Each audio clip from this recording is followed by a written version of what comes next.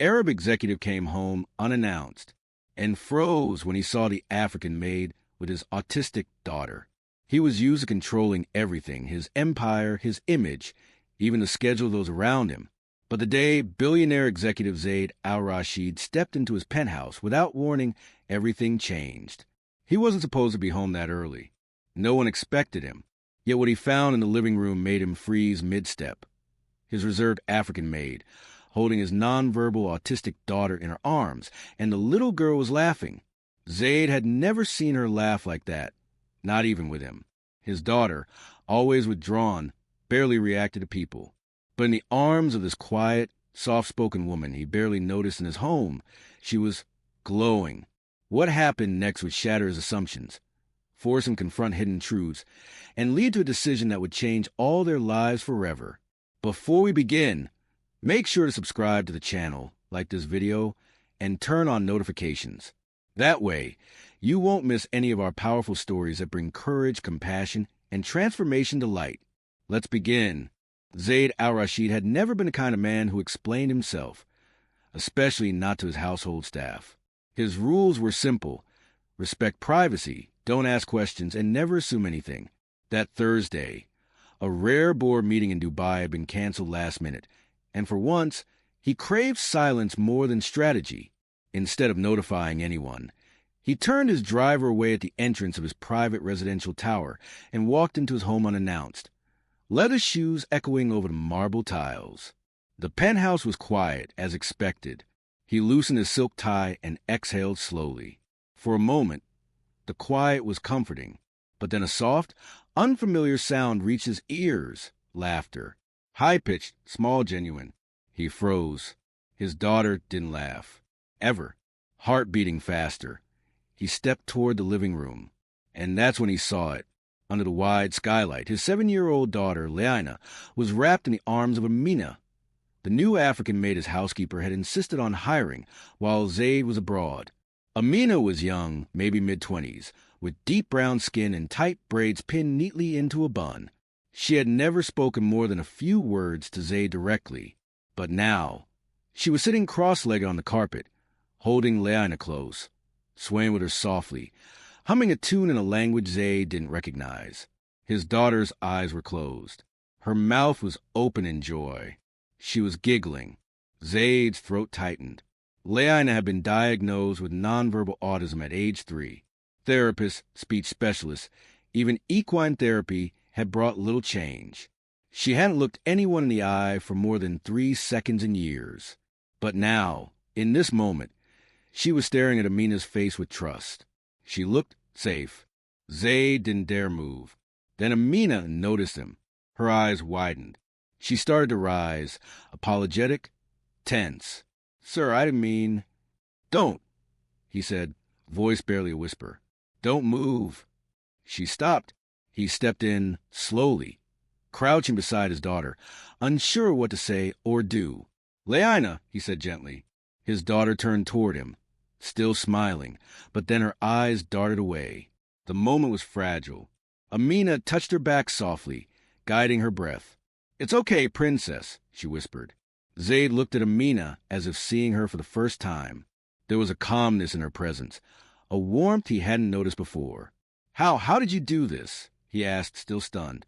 "I didn't do anything special," she replied. "She let me in." He didn't answer. He couldn't. Later that night, Zaid sat alone in his study, sipping black tea he didn't remember brewing. The house was silent again, but his mind was loud. He kept replaying the image of his daughter's face, the smile, the peace. Amina had been with him for 3 weeks. He remembered approving her hiring in a rushed email from Tokyo. Her resume was impressive. Multilingual, trained in early childhood development, and fluent in French, Arabic, and Swahili. But he had never taken the time to speak to her beyond greetings. Now he couldn't stop thinking about her. He pulled up the household files on his tablet. Amina Chisomo, age 26. From Malawi. No family in the Emirates. He tapped the screen absently, but none of the data could explain what he saw that afternoon. How did she reach his daughter when no one else had? The next morning, he waited for her in the kitchen. She entered quietly, eyes down. "Amina," he said, startling her. "Sit." She obeyed hesitantly. He folded his hands.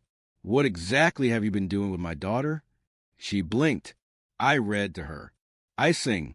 I try to understand what makes her comfortable. But she laughed. "Amina, you made her laugh." Amina shook her head. She found the joy. I just listened. Zaid was silent. No one had ever said that to him. Most people tried to fix Leanna. But this woman, she listened. He cleared his throat. "You worked with children before?" She nodded. "In an orphanage back home. Many of them had special needs. I wasn't trained formally, but they taught me things books can't. Why didn't you mention this before?"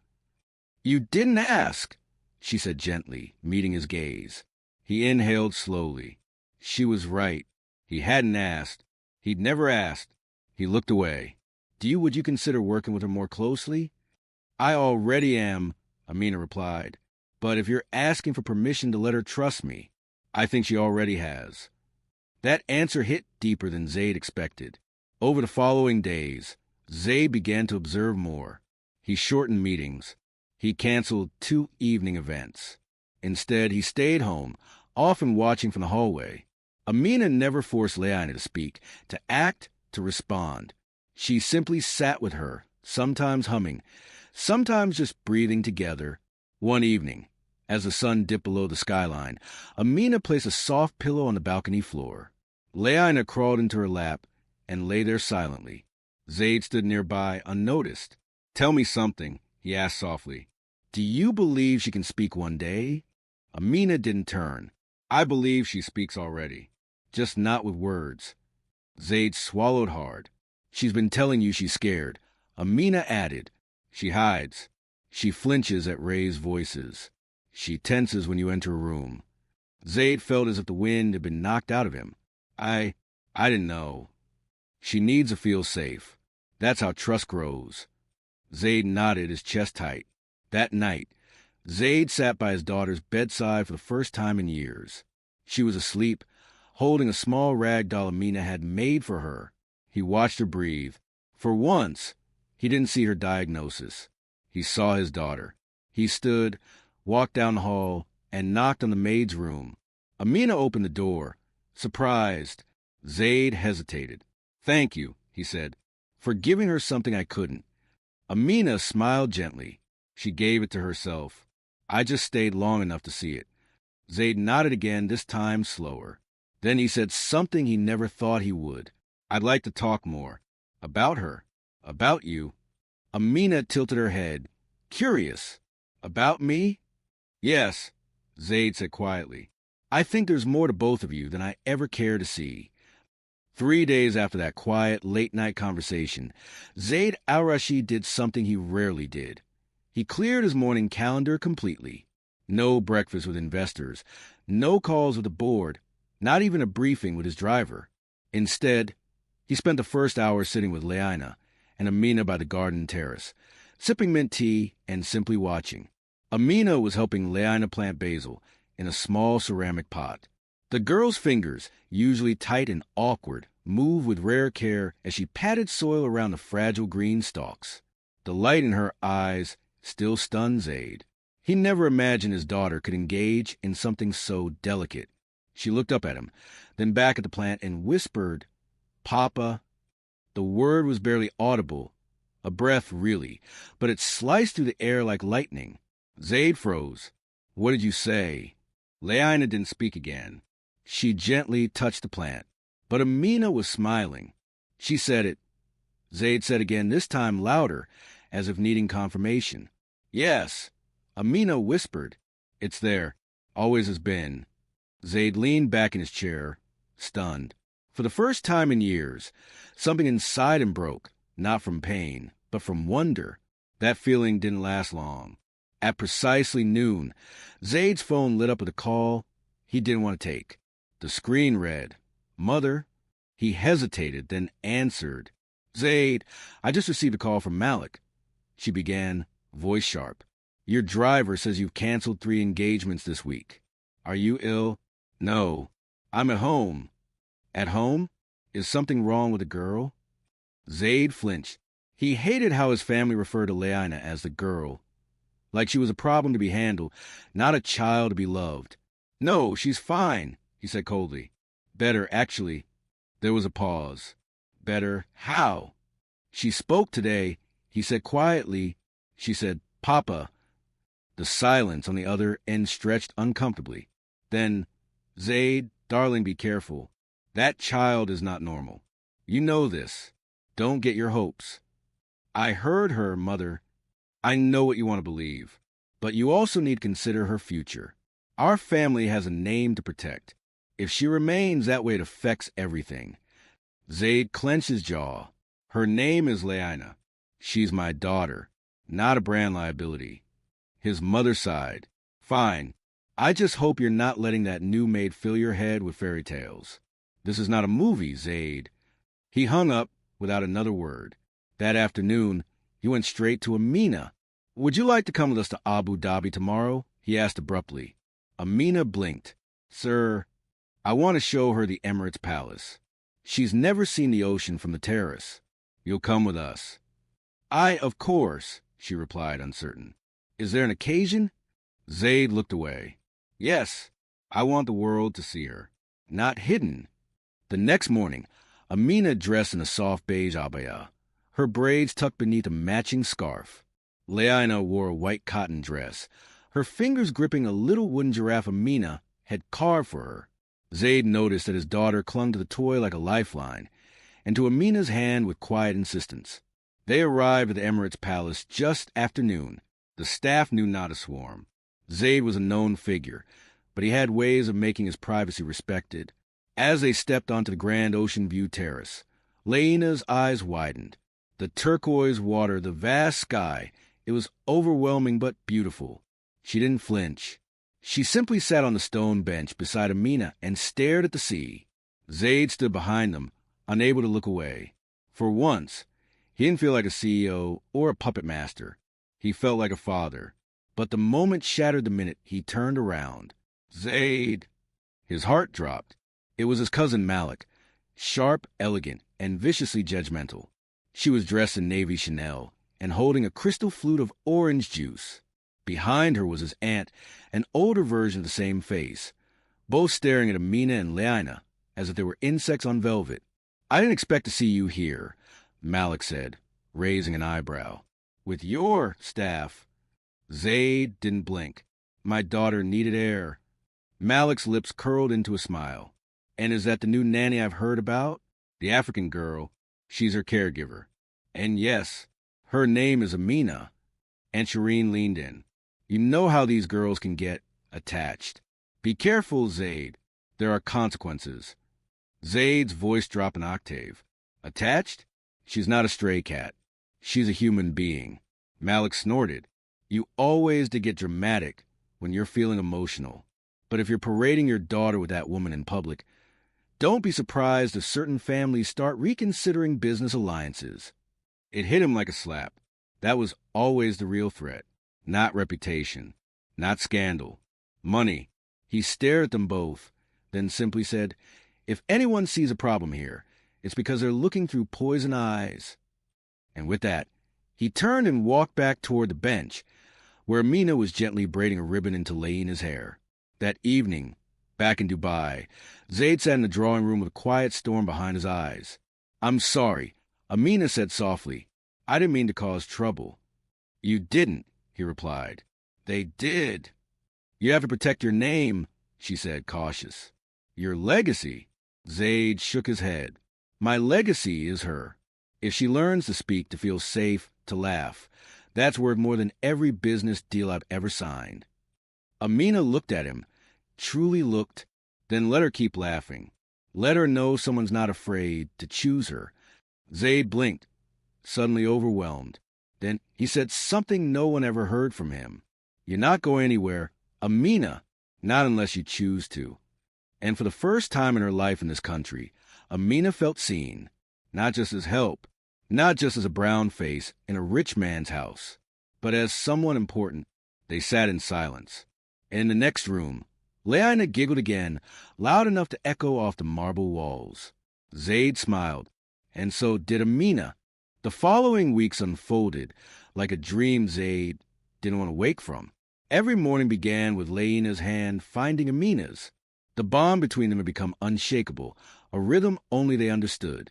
Zaid had begun canceling trips altogether. He sat through breakfast with them, listening to Leina's humming or soft babbles, and watched Amina guide her through sensory games, sometimes even drawing sessions where Leina painted in silence. Zaid framed her first painting, a swirl of colors that Amina swore was the ocean. For the first time in his life, Zaid al-Rashid felt something he couldn't buy: peace. But peace, he would soon learn, was fragile. It began with a knock at the door during dinner. Amina opened it. A tall man in an immaculate gray uniform handed her an envelope. Official. Heavy.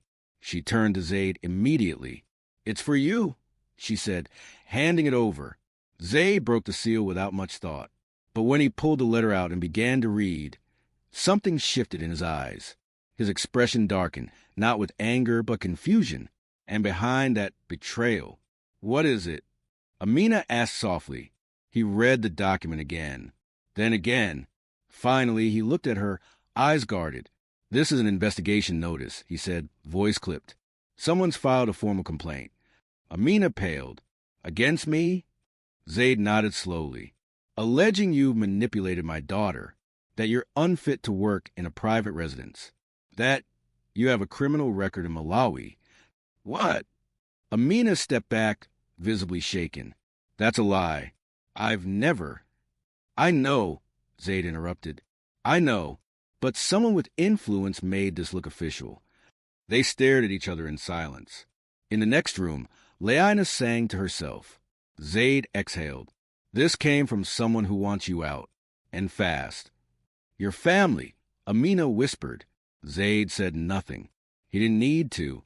The next morning, he made calls. Dozens. He pushed meetings aside and dialed every lawyer, advisor, and agency contact he had. He reviewed Amina's paperwork. Clean. Verified. No record of any crime. Not even a visa violation. But the smear had begun. Gossip had already reached a board member. There was talk of the Maid scandal at the club where Zaid's family lunched every Friday. Even his PR firm sent a warning. Discretion advised. Public association with household staff may be weaponized by competitors. Zaid sat at his office desk long after dark, staring at nothing. What was he willing to sacrifice to protect them? Amina and Leina. How much did he care about the walls of this empire he built if it meant tearing apart what mattered most? He already knew the answer. 3 days later, he called Amina into his study. She entered quietly, her eyes tired, her scarf wrapped tighter than usual. He noticed she was trying to shrink herself again. He hated that. "I know what you're going to say," she began, "and I understand." "No, you don't," he replied. Then he held up a set of documents. "What's that?" "Your new visa," he said. "Employment transfer from domestic staff to private therapist. Signed, sealed, notarized." Her eyes widened. "But I don't have the certification." "You don't need it. I hired you through my foundation. As of today, you're officially under the Zaid al-Rashid Family Development Trust." Amina sat down, stunned. You created a foundation for me?" "For Leina," he said. "But yes, you're the first hire. And the board is just me." Her hand trembled. "Zaid, they'll say worse things now." "Let them," he snapped. "They already said the worst when they call my daughter a burden." Amina looked down, blinking fast. "What if this gets you blacklisted from the circles you built your life around?" Zaid leaned in. "Then I'll build different ones." Silence fell between them. Then he added, "There's something else. I need you to come with us to Oman next week. Leina's attending a new sensory therapy center there. I want you by her side." "Of course," she said instantly. "But Amina," he hesitated. "You'll have to stay in the same suite. It's a security issue. You have your own room, of course, but—" "I don't mind," she said, voice soft. "I'll go wherever she needs me." Zaid looked at her. Really looked. "You said once that you weren't trained formally," he said. "But you've done what no specialist could." She listens to me, Amina said, and I listen to her. Zaid nodded. I'm listening now, too. The trip to Oman was short but transformative. The therapy center was nestled in the mountains of Muscat, overlooking ancient olive groves. For the first time, Leina played with other children, slowly, shyly, but with a courage Zaid had never seen. Amina was by her side every minute. On the second night, as Leina slept, Zaid knocked on Amina's door. She opened it, her hair down for the first time, curls soft against her shoulders. Zaid blinked. I'm sorry. I just want to say thank you. You already did. I know, but I needed to say it again. Amina smiled. She's changing. Every day. And so are you. He hesitated.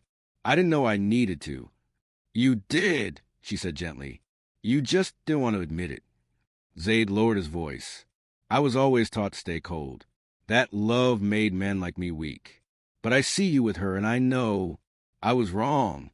She didn't respond, but something flickered between them, a pause that felt like a heartbeat stretched too long. I should go, he said. She nodded. Good night, Zaid. He turned, then stopped.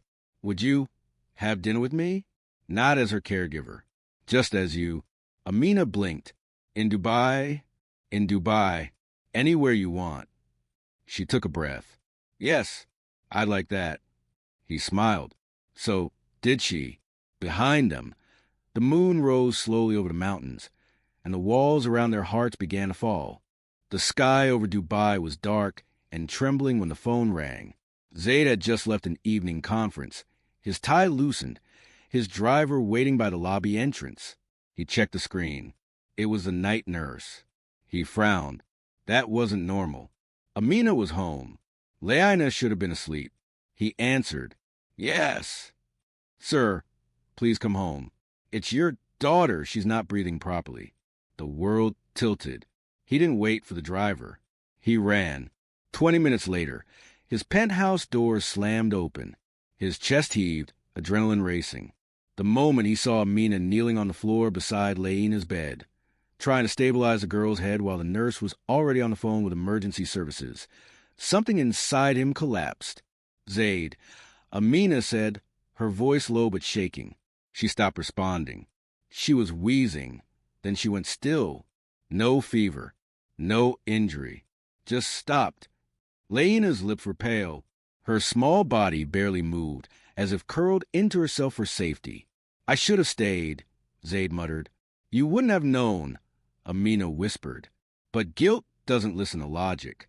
The ambulance arrived fast. The flashing red reflected off the glass walls as paramedics surrounded Leina, oxygen mask fitted, vitals monitored. Zaid stood frozen, powerless, a man who owned skyscrapers, unable to keep his daughter breathing. In the hospital waiting room, the silence was torture. Amina sat beside him. Neither of them spoke. The only sound was the slow tick of the wall clock. Finally, a doctor approached. Thin, glasses fogged, tired eyes. She's stable, he said. It was a severe respiratory spasm, possibly triggered by an undiagnosed allergy or acute stress. Stress, Zaid repeated. The doctor nodded. Children like your daughter sometimes react differently to emotional shifts. Even positive change, if it comes too fast, can overwhelm the nervous system. Zaid felt his knees weaken. Amina gripped his arm. Can we see her? She asked. Just one for now, the doctor said. She's resting. Zaid gestured toward her. Go. Amina hesitated. I mean it, he said. She needs you. When Amina entered the dim hospital room, the sight broke her. Leina was tiny under the white sheets, a monitor beeping steadily by her side. Her eyes were half open, lost in a fog of sedation. Amina sat beside her and took her hand. You scared me, little one, she whispered. But you're strong. You've made it through worse. She reached into her pocket and pulled out a small wooden charm she'd carved, a bird with open wings. This is for you, to remind you that you're not alone. As she placed it beside the girl's hand, Leina stirred, barely, but enough. Her fingers twitched toward the bird. Amina blinked back tears. Behind her, the door opened. Zaid entered, slow and silent. She reached for it. Amina said softly. She felt it. Zaid moved to the foot of the bed. His face was tight with pain. What if I failed her? What if every decision I've made? You didn't fail her, Amina interrupted. You fought for her. You see her now. But is it enough? He asked, eyes glassy. No, she said honestly. It's never enough. Not with children like her. But you're showing up, and that's everything. He looked at her, vulnerable. She's all I have. You have more, she said. You just don't know what to do with it yet. When they left the hospital 2 days later, everything felt fragile. Zaid ordered round-the-clock private care. He transformed a wing of the penthouse into a sensory-safe zone. He refused to leave for meetings. He worked from home. But something had shifted in Amina, too. She began keeping a slight distance. Not from Leina, never, but from him. She stopped accepting dinners, declined small talk, returned to wearing scarves even in the safety of the house. Zaid noticed, one evening, as Leina played quietly in her new therapy space. He approached her in the hallway. You're avoiding me, he said. I'm protecting myself, she replied. He frowned. From what? From falling into something that doesn't belong to me. Amina, I'm your daughter's caregiver. That's the role. And when the lines blur, I never asked you to blur them. No, but you did. Her voice trembled. I've seen men like you, she continued. Powerful, kind in rare ways, and dangerous in quiet ones. You say things you believe in the moment, but when the world crashes back in, you remember your place, your family, your legacy. Zaid stepped closer. Do you think I care about any of that now? You will, she said, when the storm settles, when your lawyers remind you who you are. Zaid was silent. I'm not afraid of loving, Amina added, but I am afraid of being erased. He swallowed hard, then said, What if I promise not to erase you? Don't make promises while the world's still shaking, she whispered. Wait until it's quiet. If you still want to say it then, I'll listen. She turned and walked away. Zaid didn't stop her. That night, he sat in Leina's room as she slept. He watched the bird charm on the nightstand, watched her chest rise and fall. Then he looked inward, to everything he'd avoided, the legacy, the reputation, the story others had written for him. And he finally asked himself, what kind of father, what kind of man do I want to be? Not the one they trained him to be, not the one who fit dinner parties and billion-dollar deals, but maybe someone better, someone freer, and maybe, just maybe, that began with listening, really listening, to two people who had no voice in the world, but who had given him a new one. The storm wasn't over, but something stronger had begun. The next few weeks moved with the softness of caution. Leina's health improved. Her oxygen level stabilized. She laughed again, not as often, not as brightly, but enough for Zaid to believe she was healing. Enough for him to stay grounded in the walls of his home instead of behind glass towers and mirrored boardrooms. But with each step forward, something inside Amina pulled further back. She smiled for Leina. She sat for meals when asked, but she no longer sang in the hallway. She no longer let her scarf fall casually over her shoulder or lean close when Zaid entered a room. There was distance now, invisible but cutting. Zaid felt it every day, and he refused to ignore it any longer. It was a quiet Tuesday afternoon. Rain fell in steady sheets across the garden terrace. Zaid stood by the window, watching Leina press her fingers to glass, tracing droplets with fascination. Amina sat beside her on the rug, helping her line up color-coded blocks. She didn't look up once. Zaid turned. Amina, can I speak with you privately? She nodded without a word and followed him to the study. Once the door was closed, he said it plainly. Tell me what changed. She stood, hands clasped in front of her, gaze low. Nothing changed. Yes, it did. You've been walking like a shadow. Something shifted after the hospital. She didn't answer, just breathed slowly. Amina, if I've done something. You didn't, she interrupted. That's the problem. His brows furrowed. Then what is it? She finally looked up, eyes brimming. It's what I did, or didn't say. Zaid was quiet. He could feel the ground beneath them start to shift again. She stepped forward. There's something you don't know. Something I hid from the moment I walked into your house. He felt a cold breath crawl down his spine. Tell me? She closed her eyes, gathered herself, then said it. I have a child. Silence. Zaid blinked. You have a child? Amina nodded. A son. His name is Kazi. He's 6. He's in Malawi. I left him with my sister to come here because I had no choice. I needed her enough to save him from a life I wouldn't survive watching him endure. Zaid stepped back, stunned. Why didn't you tell me this before? Because I wasn't supposed to. I came on a domestic worker visa. Any declaration of dependent family can complicate the process. I needed this job. I needed to send money home. And you lied. I protected him, she said. I chose between honesty and survival. I chose him. Zaid looked away, jaw clenched. Amina continued, voice low but steady. I've been sending nearly everything I earned to keep him in school, to keep him safe. And these past few months, being here with Leina, I tried to pretend like I wasn't torn in half. But I am. Zaid ran a hand over his face, the weight of the truth pressing down. Why now? Because it hurts too much to care for one child while being forced to abandon my own. Her voice cracked. I love your daughter. I would give everything for her. But I wake up every night wondering if my son thinks I disappeared. Zaid's heart thundered. Does he know where you are? She nodded. I send him messages. My sister reads them to him. But it's not the same. He asks when I'll come home. And I don't know what to tell him. He sat down, slowly, as if absorbing a blow. I should have told you, she whispered. But I was afraid of losing this, of being seen as someone unworthy to care for your daughter. Zaid looked at her, eyes stormy. You were never unworthy. You saved my daughter. Again and again. Tears rolled down her cheeks now.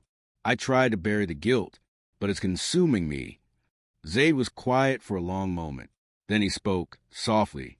What if I told you, you don't have to choose anymore? She frowned. What do you mean? He stood and walked to the window, staring out at the wet skyline. You said his name is Kazi? Yes. He turned to her. Then let's bring him here. Amina's breath caught. What? I have legal teams who can make this possible. A new visa, full medical, education, safety. You shouldn't have to raise one child while mourning the other. But, Zaid, that's impossible. I can't ask you. You didn't ask, he said. I'm offering. For you, for him, for what you've done for us. She shook her head, overwhelmed. I can't repay that. I don't want repayment, he said. I want peace in this house. And that peace starts with you not being broken. She stared at him, lips parted in disbelief. Then finally she whispered, he's allergic to mangoes. Zaid blinked. What? A soft, trembling smile formed. You'll need to tell your chefs. He breaks out in hives. Zaid smiled for the first time in days. I'll make sure there's not a mango in sight. They both laughed then, exhausted, relieved, uncertain. But something deep inside them shifted. Not just relief. Not just forgiveness. A beginning. 2 weeks later, Zaid stood at the private arrivals gate of Dubai International Airport with Leina holding his hand and Amina standing just beside him. When the little boy emerged from the gate, tiny frame, dark brown eyes, clutching a stuffed lion in his arms, Amina rushed forward, dropped to her knees, and wrapped him in an embrace that had waited too long. Kazi, she whispered against his cheek. Mama's here. The boy clung to her like he would never let go. And Zaid, watching, felt something inside him soften and crack wide open all at once. Leina stepped closer to Kazi, curious. He looked at her, cautious but not afraid. Then, in the simplest gesture of trust, he held out the lion toward her, and she smiled. Just like that, a family began, not by blood, not by design, but by love. And Zaid knew he would never be the same. The sound of children laughing had never meant much to Zaid before. He used to consider it background noise, something distant meant for parks and playgrounds, far removed from the polished marble floors and controlled silences of his world.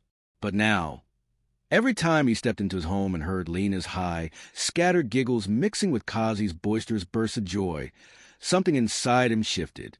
Something healed. It had been nearly 3 months since Amina's truth changed everything. Since the night she confessed what she carried alone, and since Zaid made a choice that no business advisor would have recommended. He brought her son home, and that choice transformed his entire life. Kazi adjusted quickly. Within 2 weeks, he knew which guards would sneak him extra cookies, and which hallways led to the fastest scooter rides. Leina took longer to warm up.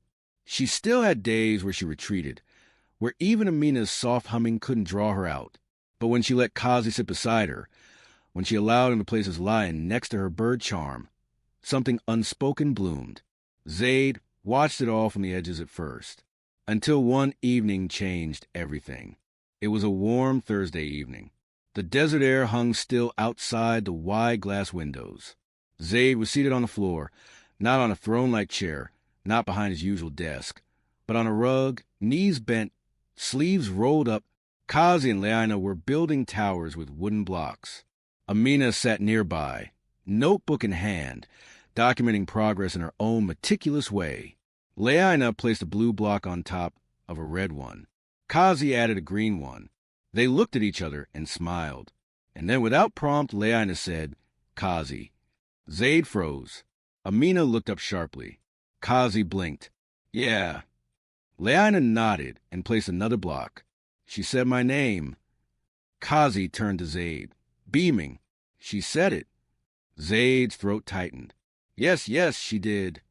She had spoken a word, a real word, and she meant it. Amina pressed her palm to her lips, tears slipping free. Zaid couldn't move. He simply watched his daughter say the name again, this time clearer, with a softness that didn't feel broken. It felt whole. Kazi didn't react like adults did. He didn't over-celebrate or grab her. He just handed her the next block and said, "Good job." Zaid rose quietly and stepped out onto the terrace. He needed air. He needed to breathe. A minute later, Amina joined him. "You okay?" she asked. Zaid nodded, but his eyes were full. She said his name. She did. Amina said gently. He looked at her. "You made this possible." "No," she replied. "We all did."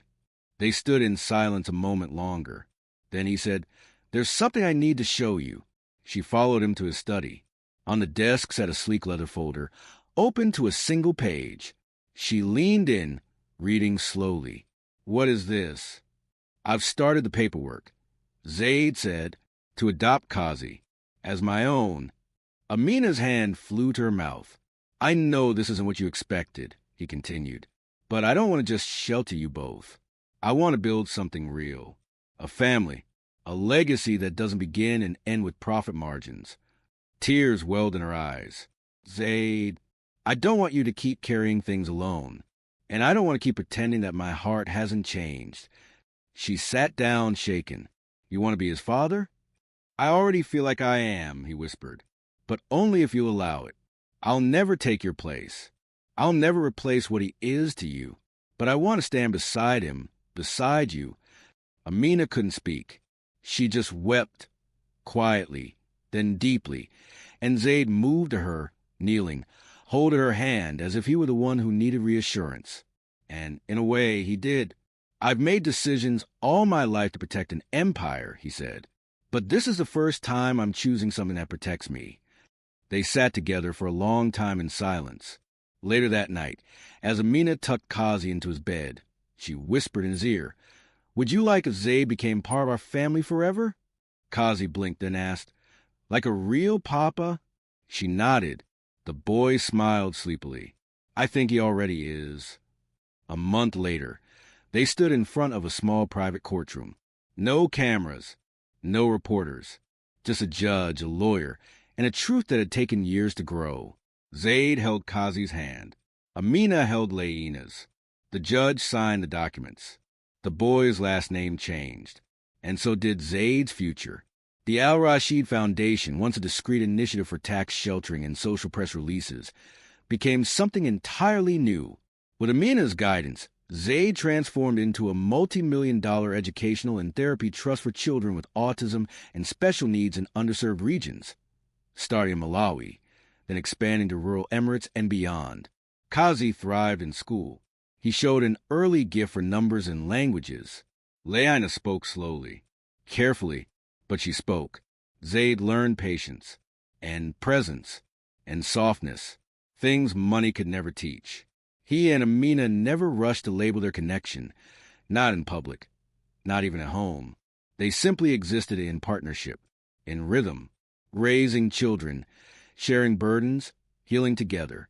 The world never got a press release about it, but everyone close to Zaid noticed something had changed. He laughed more, listened more, and never missed a single bedtime. One night, as he sat between the two children, reading a Swahili folktale Amina had translated by hand, Kazi leaned over and asked, "What were you before we came?" Zaid looked down, thoughtful. "I was alone," he said simply, "and then you arrived." Kazi nodded and yawned. Leina, already half asleep, reached for his hand, and Zaid whispered the words it had taken him his whole life to understand. "I didn't build a legacy. I was given one." If this story touched your heart, don't forget to subscribe to the channel, leave a like, and share it with someone who still believes in love, second chances, and the kind of family we choose. Because sometimes the richest lives are the ones built not with power, but with presence,